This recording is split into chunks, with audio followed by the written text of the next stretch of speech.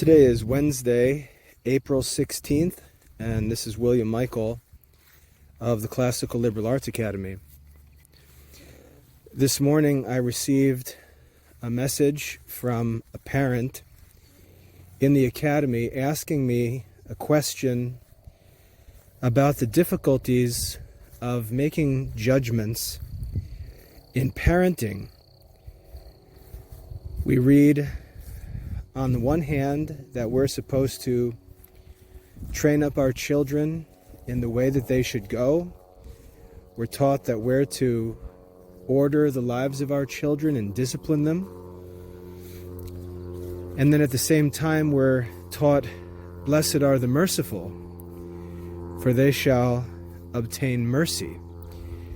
And we face this dilemma of understanding how to act as parents, or just as Christians in general, especially when we're in positions of authority, in light of these two responsibilities of mercy and justice, or really I should say justice and mercy, as I think we'll see as we think about this. So we want to understand how we can fulfill both the requirements of justice and the need for mercy.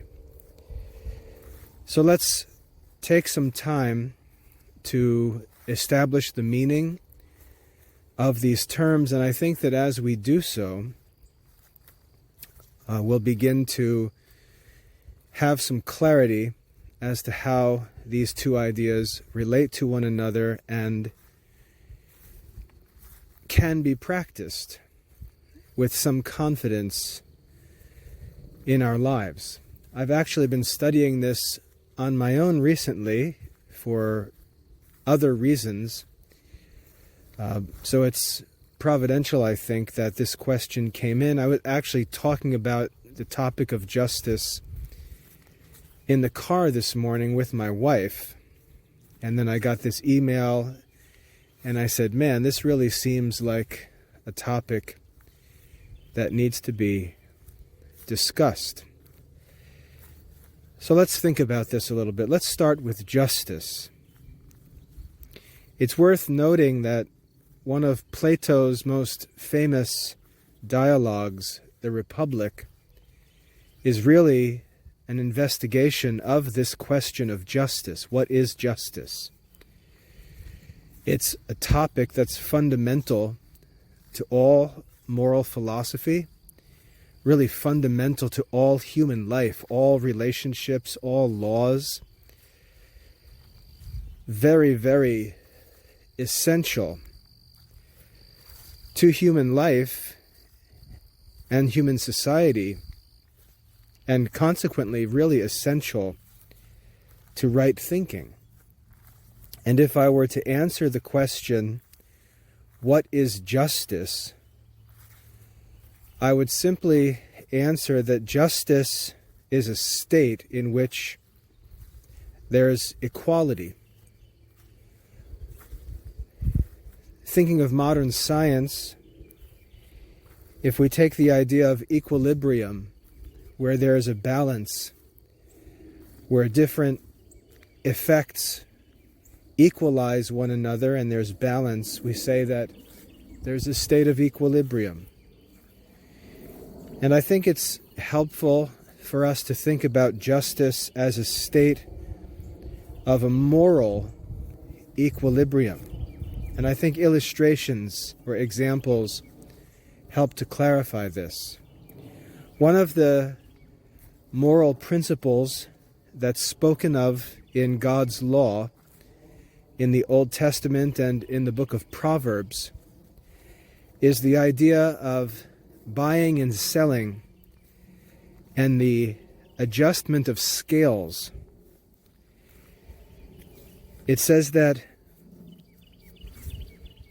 messing around with scales in business is an abomination to the Lord. And the reason why is because it's unjust. And it highlights for us, I think, what it means for something to be just, for there to be justice. If we think about a business transaction, let's say we go to the supermarket and we say, I'd like to buy 5 pounds of potatoes. And so I go to the supermarket, look and see that the supermarket is charging a certain amount of money for 5 pounds of potatoes. And forgive me, for those of you, especially housewives who are aware of current prices, realize I don't do any shopping. And my wife always teases me that I can't even guess the cost of different products. But the supermarket would advertise the price, and let's just say it was $5 for the sake of conversation. If the supermarket said 5 pounds of potatoes will cost $5, and I grab a bag that says is labeled 5 pounds, and I go to the checkout counter and I put the potatoes on the checkout counter and hand the cashier my $5, that transaction is just if I've provided the $5 and the store has provided 5 pounds of potatoes. Now, let's say the grocer was an unjust man and he adjusted the scales in the supermarket so that 4 pounds of potatoes would appear to weigh 5 pounds. The sign would say 5 pounds of potatoes for $5. The bag would be labeled as 5 pounds. And I would go and pay $5 for 5 pounds of potatoes, but I would in fact only get 4 pounds. That would be a state of injustice. I provided $5, but the grocer only provided 4 pounds. So there's an imbalance, there's an inequality in that transaction that takes place between us. And I think that that's the idea that's essential to this notion of justice. There's an equality, a truth in the exchange that takes place between us. And we could think of this absolutely or relatively, because this gets very strange if you think about it. For example, my kids, my sons, my teenage sons, they love to buy and sell things on eBay. And they make thousands of dollars buying and selling stuff. They collect all kinds of stuff, old currency, coins, cards, World War memorabilia, all kinds of stuff they buy and resell.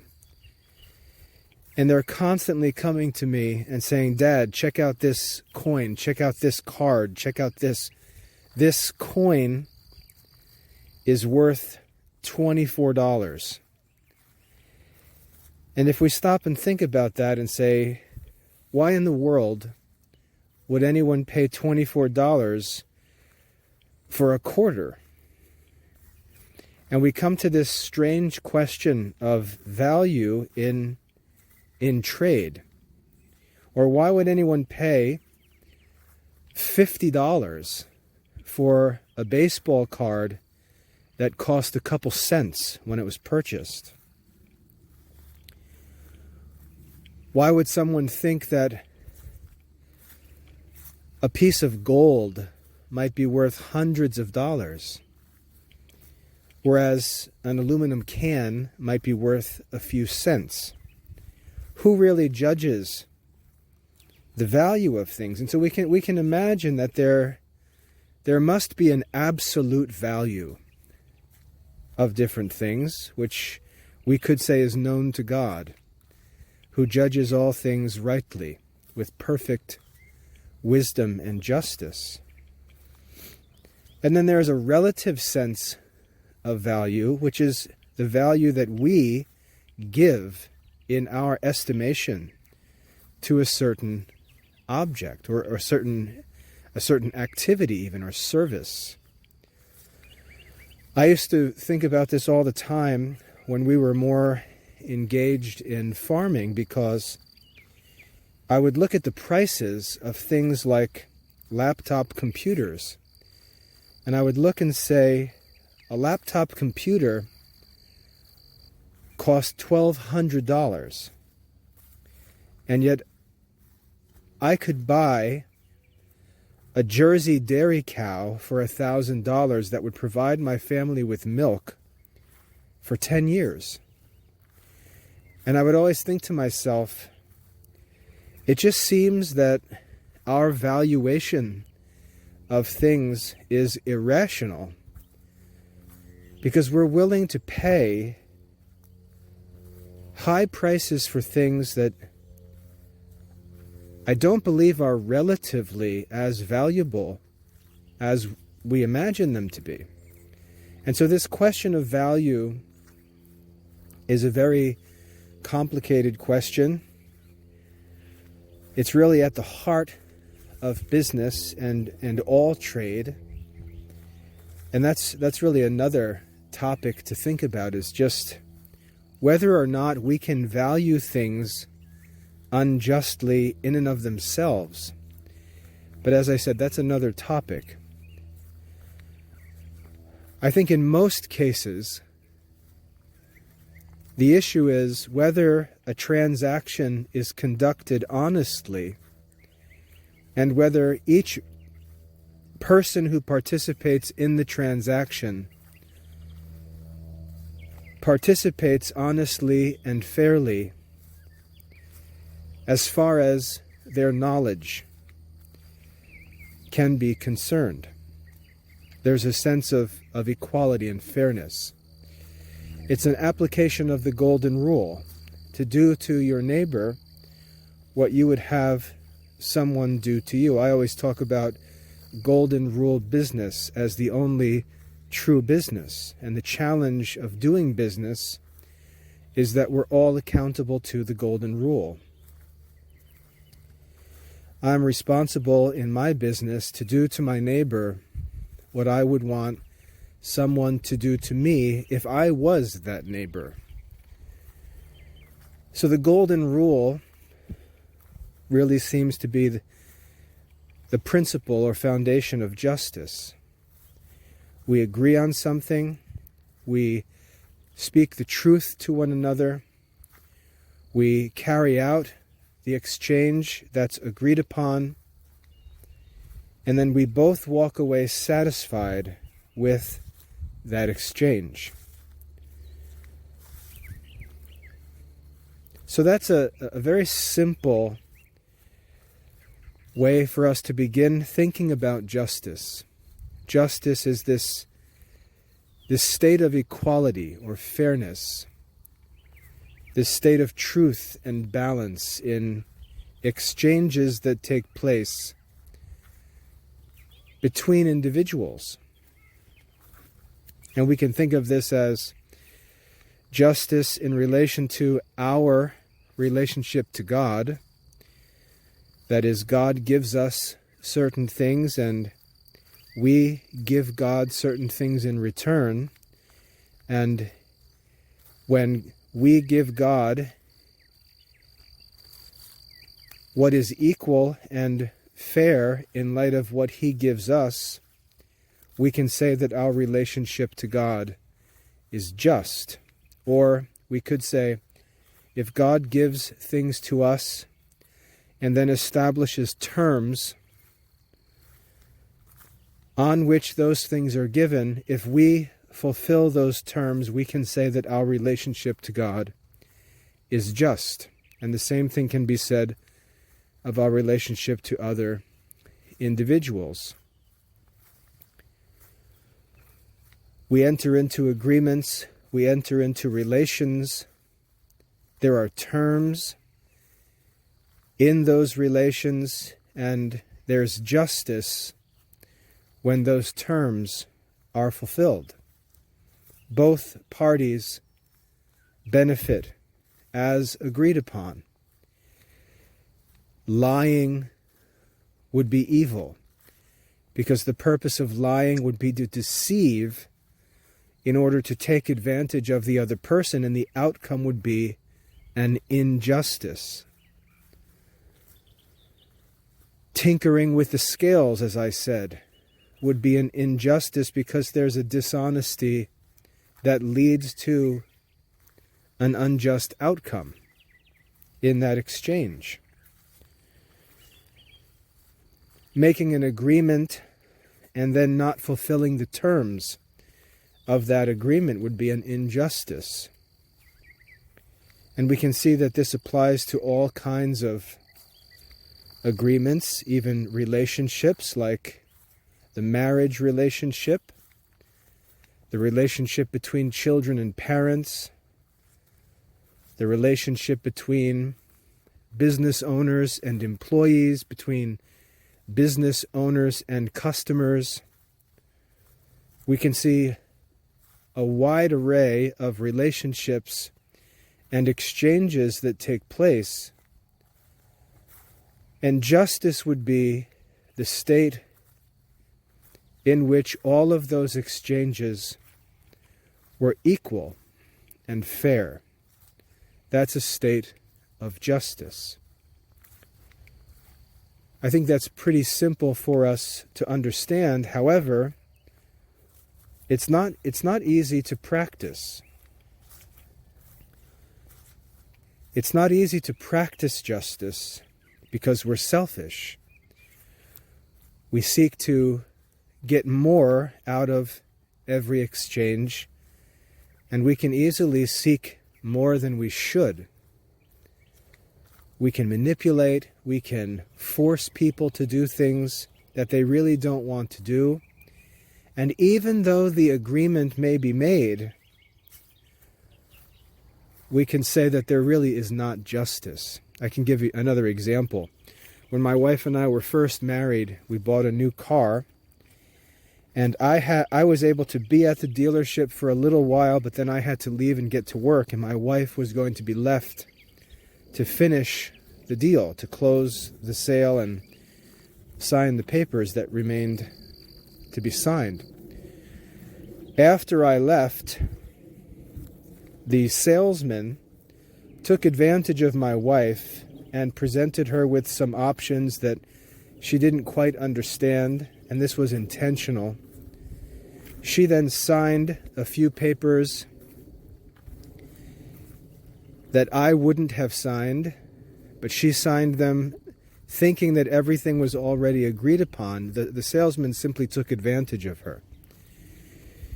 Now, when all was said and done, the salesman could argue that he did nothing wrong, that he presented all of these options, all of these different opportunities to my wife, and that she agreed to them and signed them.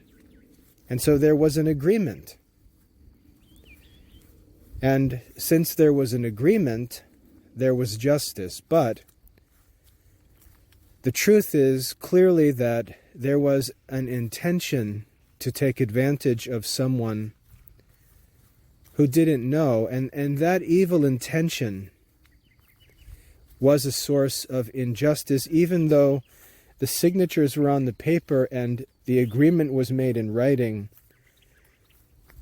That agreement was dishonest and therefore unjust. So we can see this idea of justice, this sense of equality, the terms of an agreement or a relationship being fulfilled by both parties.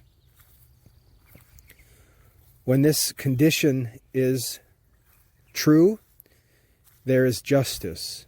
When this condition is not present, there is injustice. We can think of it simply as a balancing scale, where the two sides of the scale represent what is right and fair for both parties, and when both parties contribute what they should, the scale balances and we have justice. And any time there's an imbalance, there is a state of injustice, and in order for us to remove that injustice, especially when we're the cause of the injustice, whenever there is an imbalance, we need to contribute what is necessary to bring that relationship or exchange into balance. And this becomes a very fundamental principle of our moral lives. A very fundamental principle of our moral lives, and I would argue a fundamental principle of the Christian life, because a Christian person is concerned with justice.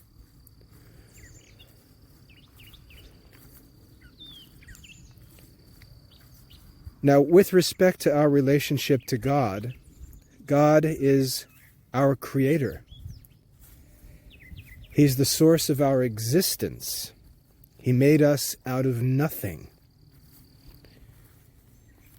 Since He's our creator, He's really free to demand of us anything He pleases.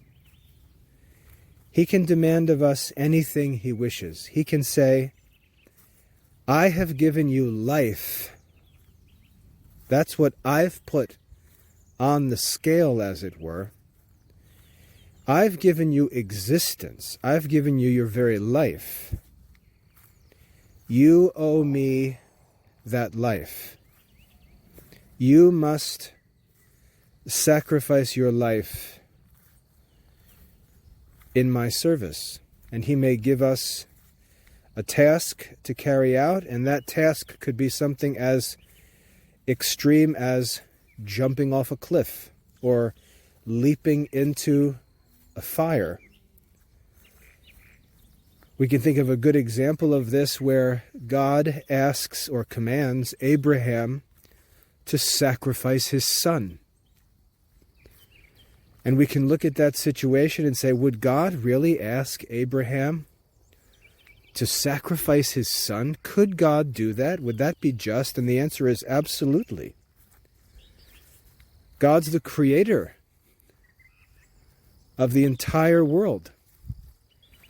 If God were to say to Abraham, who He created, concerning Isaac, whom He also created, that He wanted Abraham to sacrifice Isaac, there could be no injustice in that, because God's the creator. It doesn't matter what we think. It's not a man asking Abraham to sacrifice his son. It's the creator telling Abraham to sacrifice his son. And Abraham responds by saying, yes, I will. And he goes and prepares to sacrifice his son, because Abraham is just.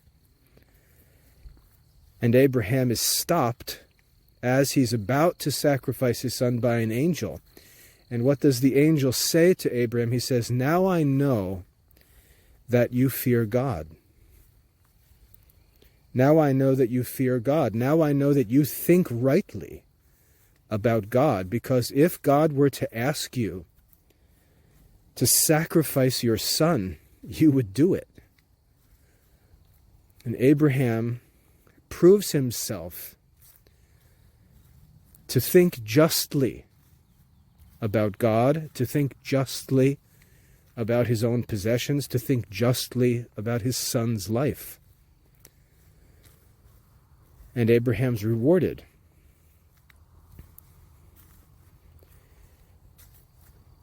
So being the creator of heaven and earth, of all things, God is free to demand of us anything He pleases. And this is really essential to thinking rightly as a Christian. And I can testify that when I'm struggling in life, or when there is a difficult situation or something that I'm really unhappy with in my life, when I would be tempted to complain against God, the thought that always comes to me and that ends my complaining is the belief that God is the creator and he can do whatever he wants. And therefore there's nothing unjust in any negative experience. God could do to us anything he pleases because the whole world is his. He's the source of its existence. And none of us could say a word. I think of my own salvation, my own eternal life, and I think to myself and say, if on Judgment Day God chose to put me in hell for eternity, even though I was a Christian man, even though I was a Christian husband and father, was a member of the church, worked in Christian education, on and on, if God were to take me at the end of my life and send me to hell, I would know that he had the right to do that. And I could even understand it to be just for him to do that. That's in fact what it means to confess. To confess means to agree. When I confess my sins, I agree that I have broken God's law and that I deserve punishment. I agree. I confess that God's judgment of me is true, that my punishment, the punishment I'm threatened with, is just. And if God were to punish me in the most extreme manner possible, he would be justified in that judgment. So because God is the creator, justice is absolute, because our entire existence is owed to him. He can ask of us, he can demand of us anything he wishes. He can demand that we pay him to the penny for everything that we receive from him. He could demand payment to the penny for everything we receive, every breath, every heartbeat, every good thing we receive. He could bill us for and demand payment down to the penny. That would be just. And that number, that bill would be infinite. Humanly speaking, it would be infinite. There would be no way that we could possibly pay for what we received to establish some state of justice between what has been received and what has been paid. And so with respect to our relationship to God, justice is really impossible. Absolutely. It's impossible. There's no way that we could give to God what is equal to what we have received. And therefore God is just in punishing us infinitely for our injustice. And this is the foundation for the whole concept of God's just judgment and eternal punishment of all of his creatures. There's no way for us to establish a state of justice in our relationship with God. It's impossible. But this also is where we come to understand the concept of mercy. Mercy is simply the act whereby we remove a defect that causes someone else to dwell in a state of misery. And this can get pretty profound. Those are the actual words of St. Thomas, where he teaches on mercy. You can look it up in the Summa. He discusses the question of whether there is mercy in God. And he describes mercy as the act whereby some defect that causes misery to be expelled. Now we can think of this very simply. But as I said, this, if we meditate on this, it can become quite profound. God created us, we're told, with a purpose. We are created with an end. He did not need us. He did not depend in any way upon our existence. He wasn't imperfect and in need of us to make him perfect. He created us simply because he is good. He created us because he is good. Many people ask me and my wife, they ask us, why did you want to have 10 children? And when my wife and I think about that, we say, why did we want 10 children? The real answer to that question is, we wanted to enjoy life with them. We wanted to give them good things. We wanted to have children because we have a desire to share our happiness with others. And as we think about that,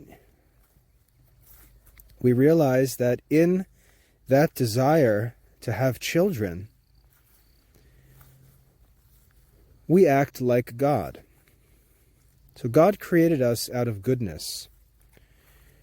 He wasn't dependent on us. He wasn't imperfect before he made us. He didn't need us to do anything. He created us because he wanted to share his happiness with us.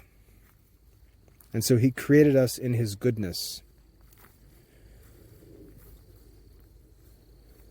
And he created us in an extraordinary way. He created us with some of his own divine qualities, such as understanding and freedom. He created us with free will so that our enjoyment of him could be voluntary and true. He didn't create robots, as much as I like automation and computers. He didn't create us as robots to simply do his will. We're not like some little AI-powered chatbot or AI-powered agent that follows a set of instructions. He created us with freedom, which is very strange to think about. He gave us the opportunity to reject him and to choose to be miserable. We look at the Garden of Eden. He created Adam and Eve in this beautiful, luscious garden filled with every kind of fruit. And yet he left the serpent in the garden. He created a tree that was forbidden in the garden. And we say, why would he do that? Why would he do that? And it's this mystery of his justice in the creation of the world. And think about it. He gave Adam and Eve the garden. He gave them their life. He gave them one another. He gave them authority over all creatures, over all the plants. And the terms The terms of that relationship was that they were free to eat of any tree in the garden except for one. They could eat of the tree of life and live forever.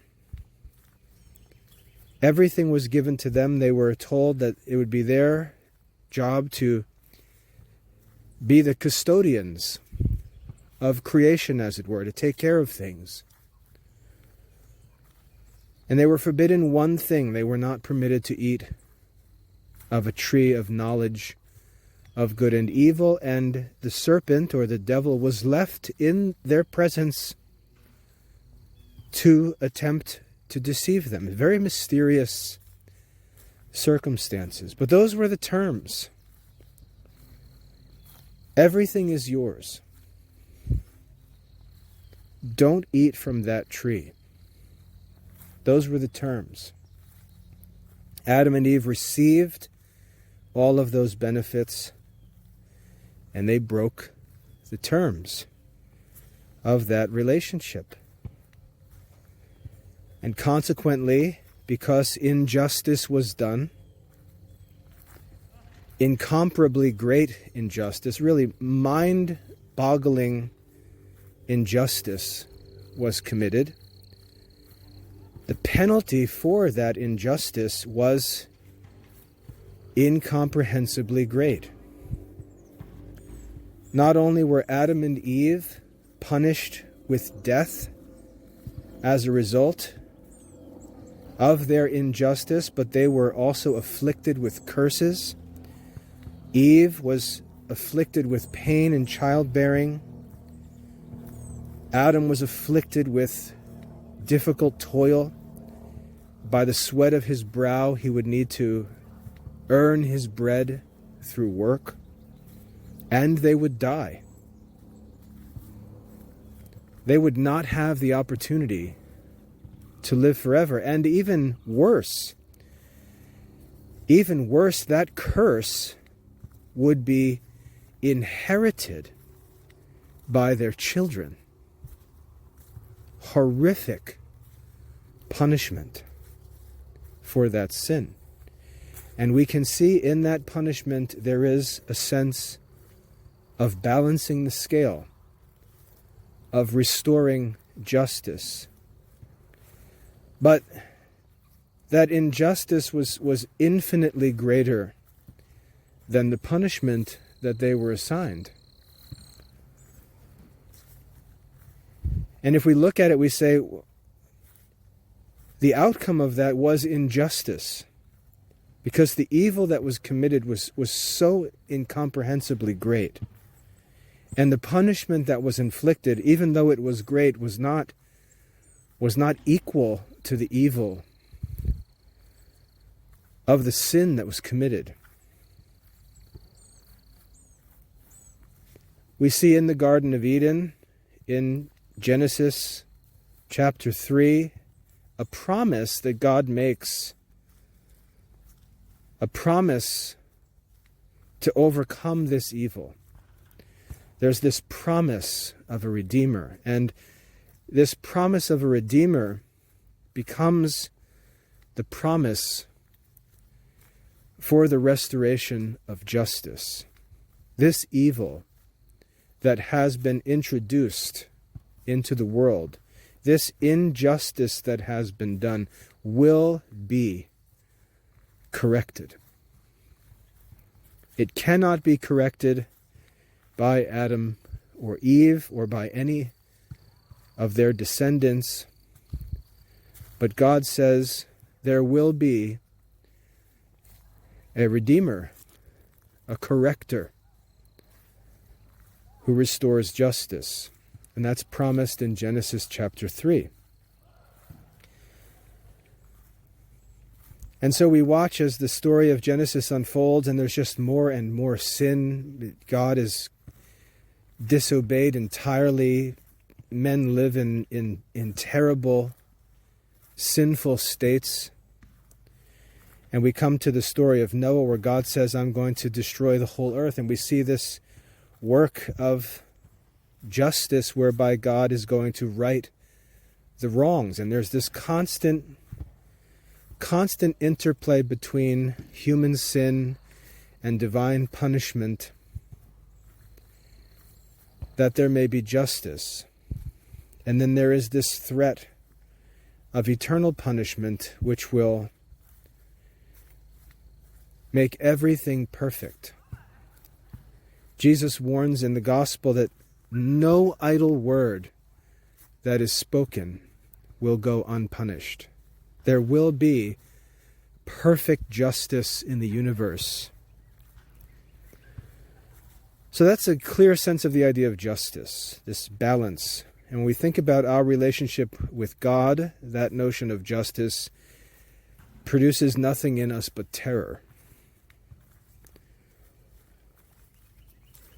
And yet, at the same time, we learn that God is merciful. And what it means to be merciful is to relieve the cause of one's misery. The cause of our misery, the ultimate cause of our misery, is our inability to restore justice. And so we're haunted, we're terrified by this sense of judgment. We're terrified by this sense of God's presence and the justice of His demanding payment. We know that we deserve punishment, everlasting punishment. And so we live in this state of misery with this fear of judgment, fear of death, fear of evil, all kinds of evil, just haunting us and hanging over us. And this is the principal cause of our misery in this life. And God, being merciful, chooses in His own freedom to expel this defect from us and free us from this misery.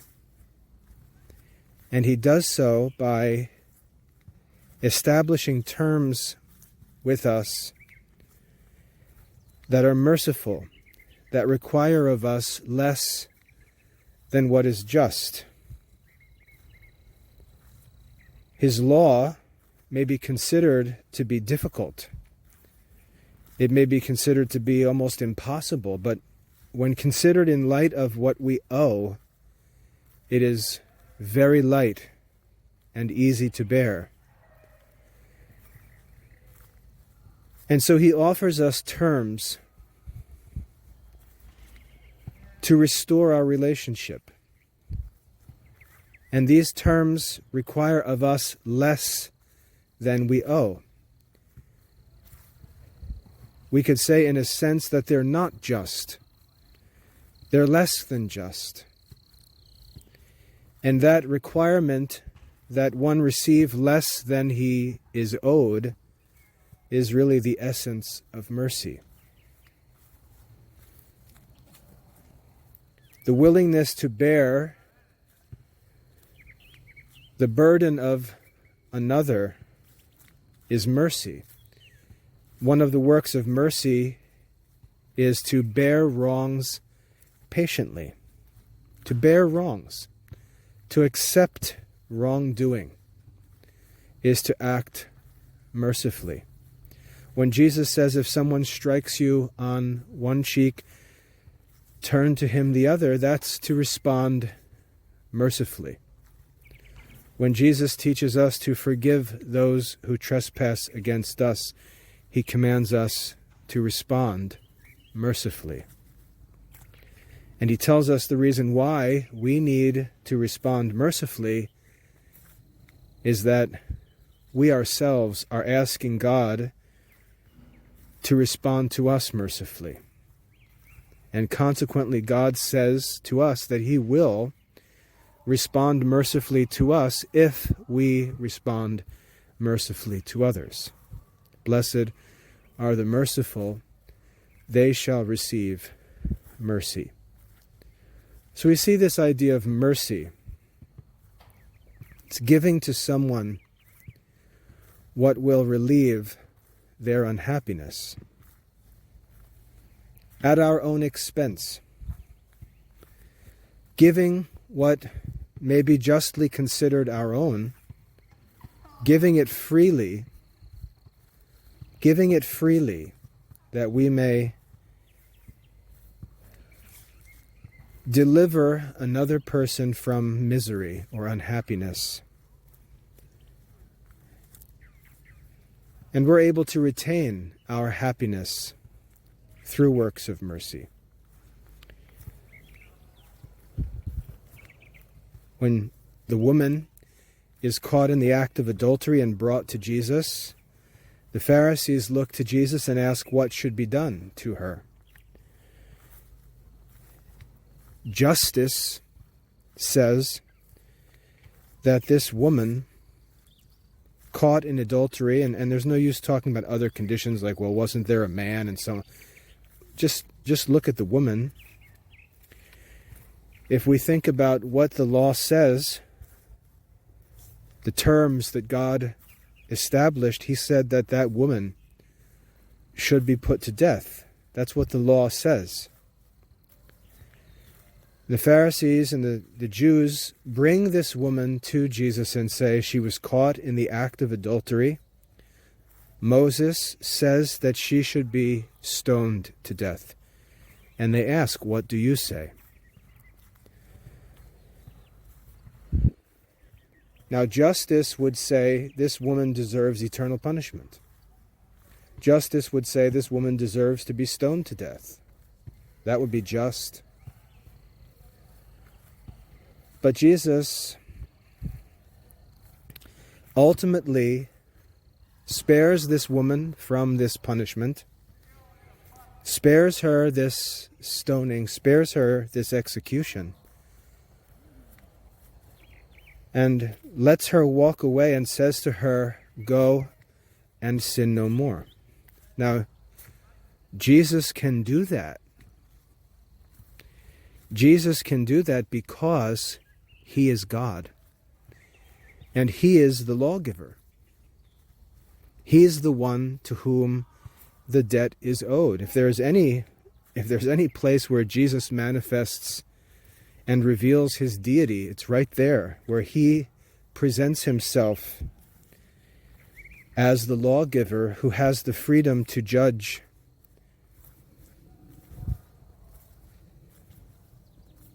and require less than the published law demands. He judges her with mercy. He asks of her less than she owes. He helps her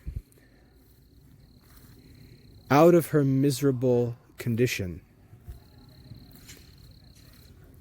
by mercy, by being generous. And this is such a central concept in the Christian religion that almost everything we read addresses this topic. Almost everything we read in the scriptures is either directly or indirectly related to this question of justice and mercy. But God reveals himself to us as being merciful. The fact that we live, the fact that I'm alive right now, is owed entirely to God's mercy, because I don't deserve to live. I don't deserve to be healthy. I don't deserve the good things that I enjoy in life. I live by God's mercy. He does not require of me what I owe, plain and simple. So it's easy for us to think of justice and mercy with respect to God.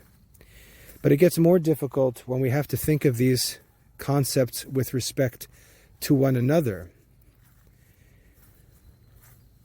And there's a number of reasons why I think it's difficult, and this is why I think in parenting this becomes very confusing and difficult. Number one, we're not God. We're not God, and so we feel like we're not free to just make these decisions. Everything is God's. We're stewards of God's gifts. And therefore we feel a sense or a need to demand that God be honored and obeyed. And we tend to be hypocritical in this, of course, which is why Jesus warns us of the danger of hypocrisy, because we tend to be strict towards others. We rely on mercy ourselves, but we respond with a desire for justice when we consider the acts of others. Our sins are forgivable, but the sins of others we think need to be punished. We're almost irritated by God's mercy, like the brother in the story of the prodigal son. Or like the men who work all day and receive the same pay as the men who work for just 1 hour. When other people receive the benefits of God's goodness, we get irritated. And that's our own fault. But we have a hard time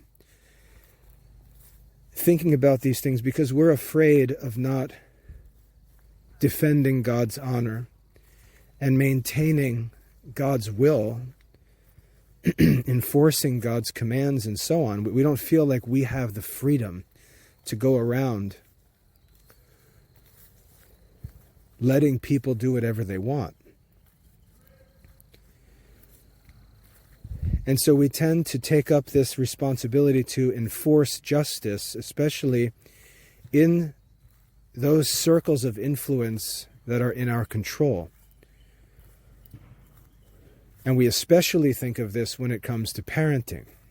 We think of our children being put into our control like subordinate soldiers, like privates in the military, and we're sergeants or lieutenants standing in the place of the king or of the general, and we feel that we've got to enforce the will of our superior upon these privates in order to be good and faithful officers.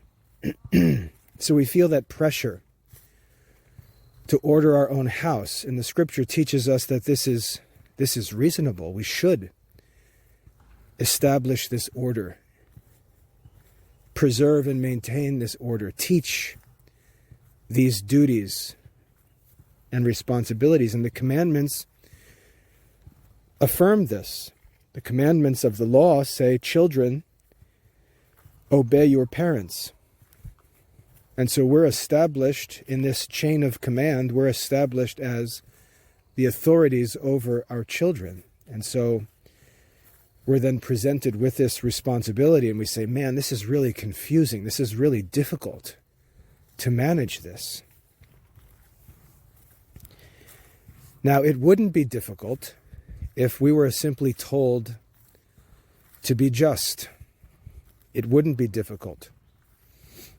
We would just be gouging out eyes and pulling out teeth and cutting off hands, and judgment would be very straightforward. There'd be no uncertainty. You do this, you get this. You do this, you get this. You do this, you pay this. It would all be very straightforward. But we know, because of God's mercy and because of God's command to us regarding mercy, we know that it's not that simple. And so we're asked to rule with mercy and justice, as if there is some kind of balance between these things. And this really leads us to the question here, to the crux of this issue. I'm a steward of things that are not mine. I'm a representative of God in this particular relationship, in this particular sphere, as it were. I'm responsible to train up my children in the way that they should go, I'm responsible for the execution of God's will at this fundamental unit of human society, at this level of human society. And as I get into the mix of it, maybe before I have children, I say, oh yeah, I think I understand what needs to be done. I think I have a good handle on this. And then when I get into that work, I say, good grief, this is far more complicated and difficult than I thought it was going to be. And I'll give a good example. I talk about this all the time. I can say, listen to me, kids. This is my house. I'm the head of this house. My name is on the deed of ownership for this house, and God commands you to obey me. Therefore, these will be the rules, and you have a very simple choice. You either obey these rules or you go live on the street. It'd be very easy. Very easy to be strict and just. But then we begin to think and say, well, what's the problem here? The problem here is that we want these children to honor God. We want these children to obey God. We want these children to glorify God. We want them to be happy with God forever. How in the world is throwing them out of the house going to actually contribute to that end? Our justice would actually put the children in an even worse situation. If we were to cast out the scoffer, as it were, we would make that scoffer's misery even greater, and we would also afflict ourselves, because we'd be laying in bed at night staring at the ceiling, wondering where our kids were. We'd be filled with anxiety and concern for them, and we'd be wondering how this justice leads anything or anyone closer to God's will. It seems like we've just chosen to eliminate one problem by creating another problem, an even greater problem. And so we say, wait a minute, maybe we need to temper this justice with, let's say, some patience. Let's give a second chance. Let's give him a second chance, and a third chance, and a fourth chance. Let's give him a fifth chance. And then we can begin to ask other questions like, wait a minute. He's in trouble because he broke a rule that I created as the head of the household. How do I know that my rule isn't the cause of this whole problem? How do I know that the rule that I made, that you're only allowed to hold your fork in your left hand, how do I know that that rule is actually necessary?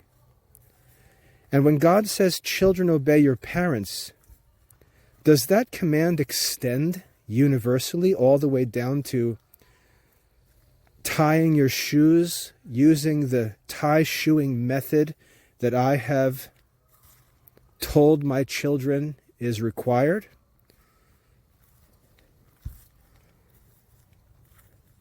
And so now we begin to see the complexity of this. Wait a minute. If I make rules, I draw lines that then become matters of controversy. Because where there is no law, there can be no transgression. So, boy, I'm creating these problems and creating these fights and arguments in God's name. And I need to ask myself whether or not God even intends for me to make these rules and draw these lines. And so we begin to look at ourselves not as these sovereign rulers of the household who hold our children's lives in our hands with this absolute authority, but when we think about what the actual end is that we desire, we realize that there's a lot of freedom that we have to do and to not do different things. We can make all kinds of rules. We can make all kinds of requirements. We can establish a schedule with great strictness, great rigidity. And we can say, you need to do what I say. God says to you, children, obey your parents. And we can see how we can be the source of this trouble. And so the question becomes, what should my rules be as a parent? What should my goal, what should my rules, what should the standards be? What does God actually want me to do as a parent? What does God actually assume the parents are doing and saying that leads him to say, children, obey your parents? Is there something that God assumes I'm saying that he commands my children to obey? Or am I just a crazy person inventing all kinds of things that God doesn't intend? And I'm the cause of this chaos and fighting. St. Paul says in the New Testament, fathers, train up your children in the fear and admonition of the Lord. But he also says, do not exasperate them. Do not provoke them to anger. And so we see that we're not free as parents to just do whatever we want.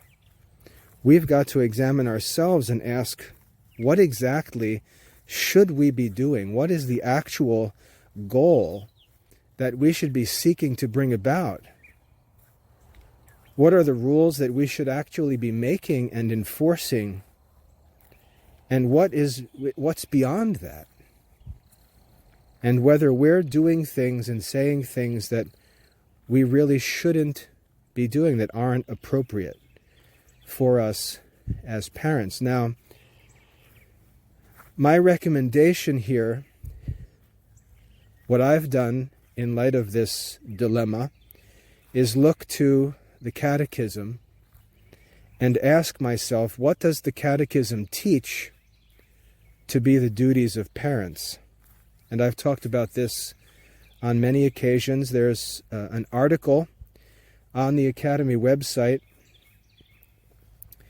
If you just Google the duties of Catholic parents and look for a result from the Classical Liberal Arts Academy, you'll likely find it. If you just get in touch with me, I'll share that link or I'll post it in the comments under this video.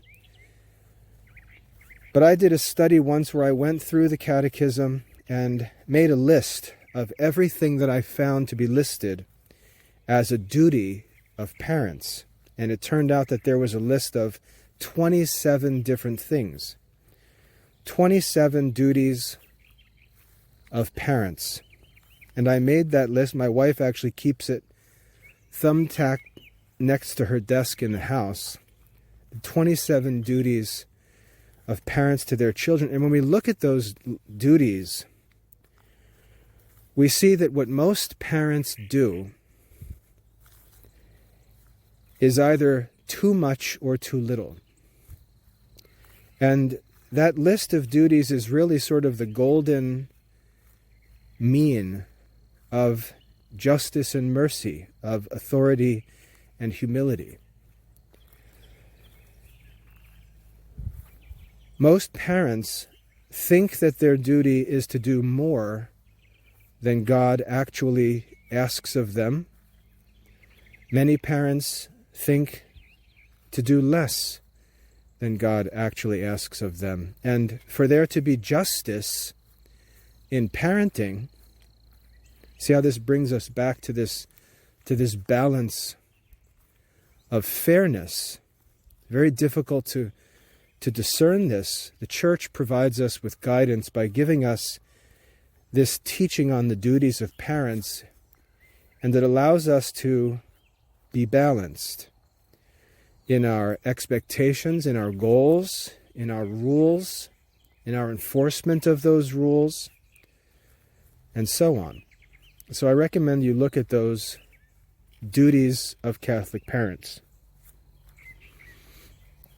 To give you an example of this, one of the meditations that changed my views about parenting was to reflect on high standards that I had, lofty goals that I had for my children's religious lives. But then I compared those ambitions of mine as a parent to the actual precepts of the Catholic Church, the actual rules of the Catholic Church. And the precepts of the Catholic Church are quite simple. Attend Mass every Sunday and Holy Day of Obligation. Make confession at least once a year. Receive communion at least once a year. Support the needs of the Church, and so on. When we look at the actual precepts of the Church, we find in the Church a balance of justice and mercy that makes a lot of sense. And many Christian parents have created their own precepts of the Church of their own mind, and they've got all kinds of rules for what it means to be a Catholic, all kinds of rules and restrictions and regulations. And as I thought about these things as a parent, I said, who am I? Who am I to determine what the rules are for what makes a Catholic? That's the Church's job.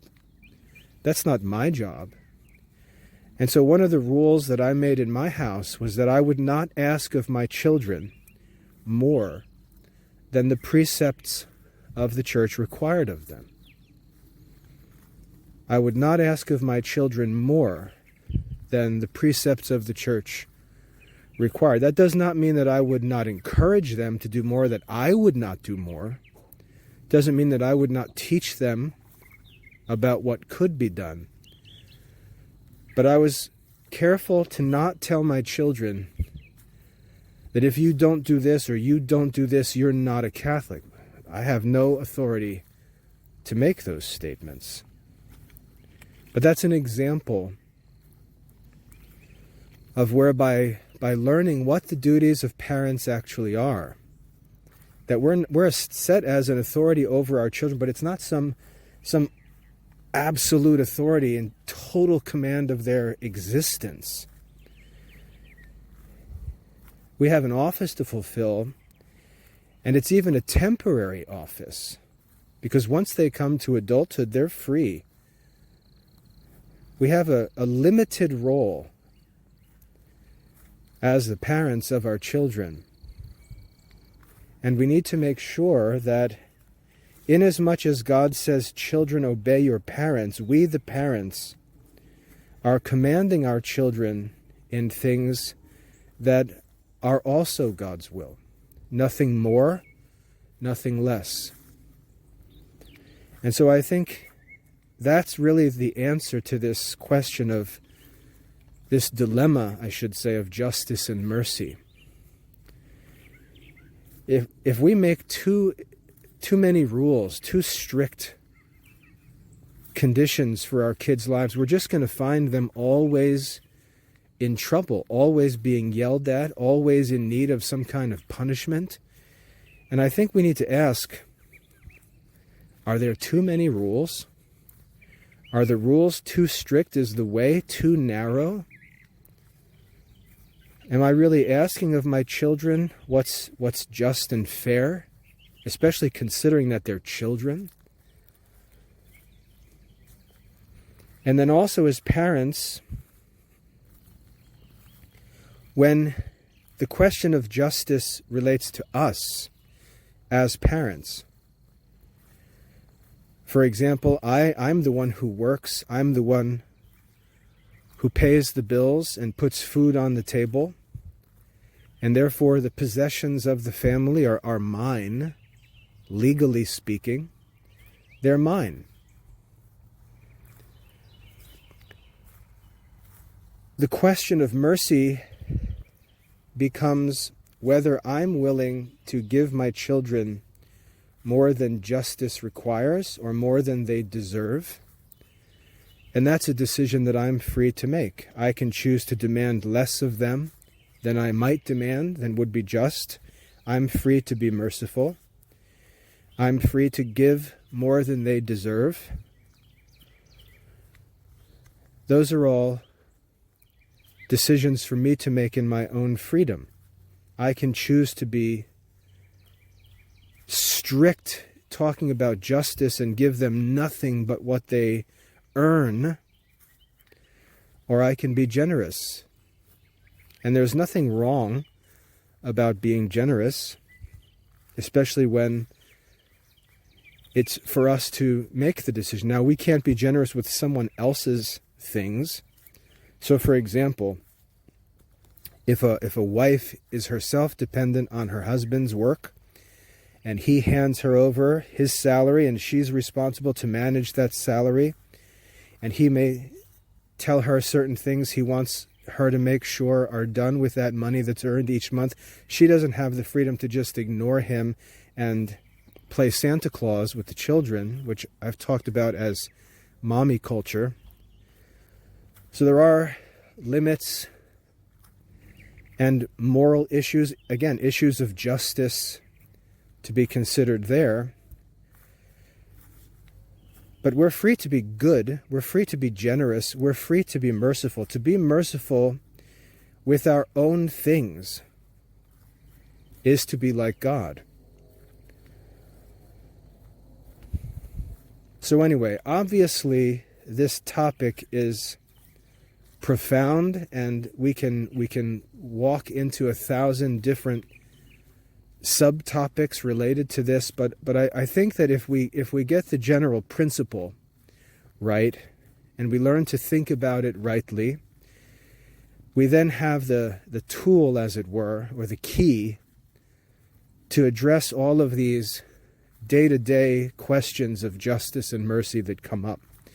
I'm not denying that there's much more we need to think about, much more to talk about, but I think if we take what I've talked about here as just sort of a general treatment of the topic, and now go into our studies, go into our scripture readings, go into our family life, go into the particular situations that we struggle with, I think that it begins to help us to see how we're to manage these things. I think we'll find Scripture to be very enlightening on the topic. We'll see just how pervasive this topic is all through Scripture. So I think that making sure we have that general sense of what it means for there to be justice, what mercy is, and then to apply that knowledge in our lives, I think that gives us a good place to start. And having said that, I hope that's helpful. God bless.